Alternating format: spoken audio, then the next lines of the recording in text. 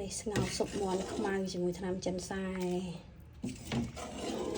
ចូលឆ្នាំចឹងទឹកស្លមួយឆ្នាំនឹងហូប2ថ្ងៃបាន3ថ្ងៃចឹងទៅស្ងោរឆ្អិនហើយថ្ងៃទៅថ្ងៃមុនហ្នឹងទៅឲ្យគេបោកថ្នាំចិនសាយឲ្យហ្នឹងយកមកស្ងោរជាមួយសាច់មាន់ខ្មៅនេះកូនប្រុសនឹងខ្ញុំនិងកូនស្រីចូលចិត្តណាស្ងោរស៊ុបចិនសាយជាមួយមាន់ខ្មៅនេះ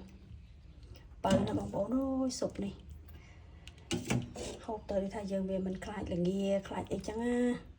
ហើយបើសុខភាពមិនសូវផ្ដាសាយបានណាយើងហូបបាននឹងអាសាហូបមកអាទិត្យហូបម្ដងឬក៏មួយខែហូប2ទៅ3ដងទៅបានហើយគឺថាវាខែតិចចឹងទៅបើស៊ុបមាន់ខ្មៅខ្ញុំទៅផ្សារប្រាប់អ្នកលក់ថាកុំកាប់ទូចពេកតែកាប់ជ្រុលដៃទូចក៏ប៉ុន្តែគេដាក់ទាំងមូលក៏ល្អដែរស៊ុបមាន់ខ្មៅហ្នឹងតែយើងវាអត់មានអាឆ្នាំងគេហប់ដូចគេគេដាក់ទាំងមូលតែគេហប់ហើយយើងមានថាដាក់ស្ងោរឆ្នាំងធម្មតាមានអី